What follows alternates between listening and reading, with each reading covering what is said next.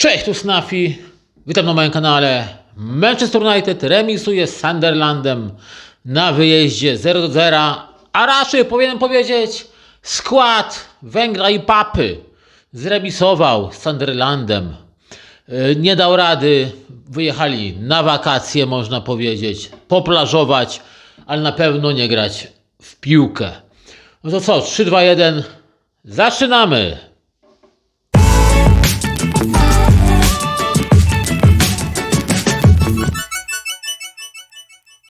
A więc tak powiedziałem, skład Węgra i Papy, inaczej tego się nie da nazwać. Skład co najmniej dziwny, nie do końca wiem co miał na celu. Może pozwólcie, że przeczytam, bo nawet już z głowy nie jestem w stanie tego powiedzieć tak naprawdę. Oczywiście w bramce Lamens, później Luke Shaw, Martinez, Maguire, Mazraoui, Kobbie Mainoo, Mason Mount, Cunha, Fernandes, Diallo, Joshua Zirkse. No i cóż, no ja rozumiem, że tam Szeszko jakąś kontuzję miał. No, chcemy wystawić tego Zirkse, ale po co? Ja się pytam, po co? W jakim celu? Skoro my wiemy, że on odejdzie, wiecie, w przerwie letniej, u nas miejsca nie zagrzeje. Zresztą potwierdził to dzisiejszym meczem, że on tutaj nie ma czego szukać tak naprawdę. No dzisiaj to wiecie, no gra z Zirkse to była gra ze ścianą tak naprawdę, ale w takim sensie, że piłka do niego kopana, od niego się odbijała, on tą piłkę od razu gdzieś odgrywał, nie przytrzymywał, wiecie, no nie dawał zawodników nawet możliwości gdzieś tam jakiegoś podejścia i tak dalej. Także kompletnie nie rozumiem tego zagrania, tak samo jak kompletnie nie rozumiem tutaj gry Martineza. Ja rozumiem, wrócił po czerwonej kartce, natomiast ja tego nie kupuję, ja tego nie rozumiem, bo skoro Eindhoven fajnie wchodzi w to wszystko, fajnie się prezentuje, fajnie, wiecie, no wyglądał razem z Maguirem, tak? Natomiast czy on był w ogóle dzisiaj na ławce? Heaven, no był na ławce, czyli był zdolny do gry. No to ja tego kompletnie nie rozumiem. Naprawdę tego nie rozumiem i o ile rozumiem tam tą grę Mazraouiego, tam no nie wiem, danie pograć Masonowi Mountowi i tak, gry Zirkse i gry przede wszystkim właśnie Martineza zamiast właśnie Heavena, ja tego nie rozumiem, nie kupuję i w ogóle, no, dlaczego dajemy grać temu połamańcowi, Martinezowi, temu człowiekowi nieodpowiedzialnemu w momencie, kiedy naprawdę dobrze wygląda Eindhoven. I właśnie jeszcze raz to powtórzę, on w tym momencie, właśnie w takich meczach, gdzie już nie ma tej presji, powinien się zgrywać, łapać doświadczenie, łapać minuty, żeby być gotowym na następny sezon, tak? Natomiast no niestety tak nie było i ta nasza gra to no mizeria, jak widzicie w tytule. Mizeria, to była totalna mizeria. Ogólnie w całym meczu oddaliśmy jeden celny strzał na bramkę, to już wiele mówi. To raczej Sunderland chciał wygrać ten mecz, chciał strzelić bramkę. Byli groźniejsi. Lamens tam nas ratował. Natomiast my, no mówię, jeden celny strzał. Ja rozumiem, blisko morza, tak, tutaj plaża i tak dalej. Natomiast no ludzie złoci, ludzie, no tak nie można grać. Zresztą pogoda nie dopisywała, więc to nie była pogoda plażowa. Tutaj należało wyjść i ten mecz po prostu wygrać, zagrać i wygrać. Tam no nikt, no Amad Diallo, cień zawodnika, Cunha dzisiaj też, no jeszcze już nie wspomnę o tej, wiecie, tej takiej żałosnej próbie wymuszenia karnego w końcówce. No to już to było podsumowanie ogólnie całego występu tej naszej drużyny. Dobrze, że tam jakoś, mówię, ten Lamens tam dawał radę i żeśmy bramki nie stracili, żeśmy tego meczu nie przegrali. Natomiast no my nic nie tworzyliśmy. W drugiej połowie niby ciut lepiej wizualnie, ale to tylko ciut, naprawdę ciut, bo tak naprawdę i pierwsza i druga połowa to jedna wielka mizeria. Ja nawet, wiecie co, przed tym meczem tak się Miałem tą nadzieję, że może jednak już ta presja z nich zeszła i że coś pokażą. Natomiast z każdą minutą tego meczu zacząłem się zastanawiać, co ja w ogóle mam po tym meczu powiedzieć, co ja mam w ogóle nagrać na temat tego meczu, bo to z każdą minutą wyglądało coraz gorzej. I no nie wiem, no takie granie niczemu nie służy. Takie podejście w ogóle do meczu niczemu nie służy. I tutaj są pretensje, ja mam pretensje do wielu zawodników. Do tych, szczególnie tych, no w sumie do wszystkich mam pretensje, no. Do wszystkich, jeśli chodzi w szczególności o, to wiecie, formację ofensywną. Mam pretensje, że grali wszyscy jak grali, że mieli podejście jakie mieli.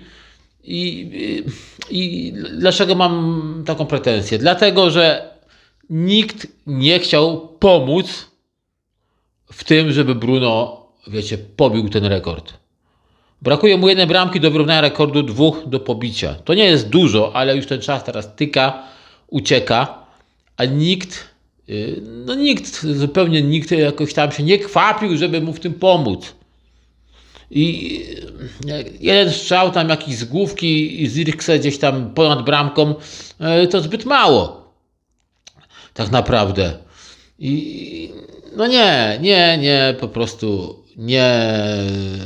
No i oczywiście przy tych stałych fragmentach gry brakowało tam Casemiro, brakowało tego zagrożenia pod bramką przeciwnika.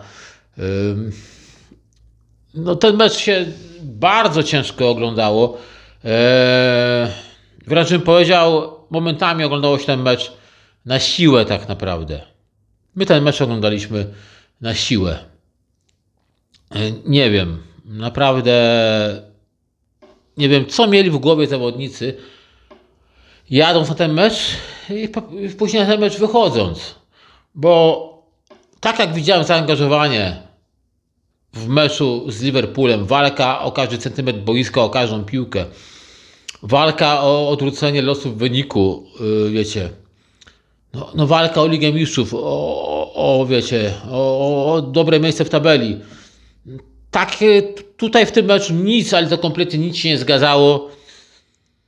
Frywolna gra, pełna chaosu, pełna, wiecie, jakiejś niezrozumiałości, niezrozumiałych podań i ogólnie takich podań, dużo było takich nieporozumień, że gdzieś była jakaś piłka prostopadła zagrywana, natomiast do tej piłki nikt nie szedł, czyli ta piłka była do nikogo. Wybijanie piłki, wiecie, z pola naszego karnego na oślep. No nie szło tego po prostu oglądać tak naprawdę. Nie szło tego oglądać. Gdzieś w końcówce dopiero oddajemy jeden pierwszy celny strzał na bramkę, którego autorem jest Mateusz Cunha. I to by było na tyle tak naprawdę, jeśli chodzi o nasze zagrożenie pod bramką przeciwnika. Nie wiem. Zawodnicy chyba sami sobie muszą na pewne rzeczy, wiecie, odpowiedzieć. Ja nie wiem, spojrzeć w lustro może, nie wiem, i sobie odpowiedzieć, czy daliśmy wszystko z siebie. No jestem przekonany, że tam z siebie wszystkiego nie dali. Jedyną postacią, która dała się wszystko, no to był Lamens tak naprawdę. No nie, no pewnie Bruno też się starał, no ale no jak inni mu nie pomagali, no to on sam wyglądał jak wyglądał, tak? Bez pomocy wkoło siebie swoich kolegów. Wszyscy mieli wywalone na to wszystko, mieli wywalone na ten rekord jego. Mówię, tu ma największą pretensję. Ja nie widziałem przy tych jego, wiecie, on dogrywał te piłki, ja tam nie widziałem takiego, wiecie, pójścia za wszelką cenę na tą piłkę, za wszelką cenę zdobycia tej bramki. No nie, jeszcze raz nie. Ja rozumiem, mówię, ja wiem, mamy Ligę Mistrzów zapewnioną i tak dalej, no ale nie może być takiego wyluzowania. My tu jeszcze mamy, tak, jeszcze mecze przed sobą do rozegrania. I nie może drużyna tak wyglądać, jak wyglądała w poprzednim sezonie, a tak wyglądaliśmy w dzisiejszym meczu. To nie może mieć miejsca. Tam muszą pójść jakieś mocne słowa. Bo jak tak mamy grać, no to po co w ogóle wychodzić? No? Po co w ogóle to boisko wychodzi, skoro i tak nam nie zagraża, wiecie, brak gry w Lidze Mistrzów? Po co wychodzić? Może dajmy walkowera, albo w ogóle wystawmy młodzież, wystawmy młodych zawodników, wystawmy młodzież, niech chce młodzież pobiegać, niech młodzież powalczy. Skoro oni już nie mają chęci na nic. I nie wiem, mnie się to w głowie nie mieści, że można w jednym meczu grać naprawdę z bardzo dużym zaangażowaniem, z bardzo dużą chęcią, a wyjść na następny mecz i po prostu grać taki paździerz. Grać taki paździerz i to taki wiecie, taki chamski, najgorszy, najtańszy paździerz, jaki może być. Także nie wiem. Ciężko tutaj się do czegokolwiek odnieść, jakiegoś przyczepić się czegokolwiek. Oczywiście była tam jedna kontrowersja, gdzie Bruno Fernandes dostał, że tak powiem, z ręki, tak, dostał tutaj przed ramieniem uderzony, został. Sędzia ani nie pokazał żółtej kartki. Warsia też niczego niby nie dopatrzył, a jestem przekonany, że gdyby to było w przeciwną stronę i któryś z naszych zawodników, wiecie, nie wiem, Harry Maguire, Martinez, gdzieś dopuścili się takiego czynu, byłoby tam wielkie warowskie obserwowanie. To jestem przekonany, że tak by było. Natomiast było w tą stronę, wszystko rozeszło się po kościach. Mówię, zawodnik, ani nie było faulu, ani nie było żółtej kartki, ani czerwonej, ani nic. A moim zdaniem, no nie wiem, to już było wiecie, Bruno tą piłkę gdzieś tam, można powiedzieć, kopnął, tak? Odkopał, a ten wtedy na niego, że tak powiem, do niego się zbliżał i gdzieś tu machnął tą ręką i uderzył go w twarz, no.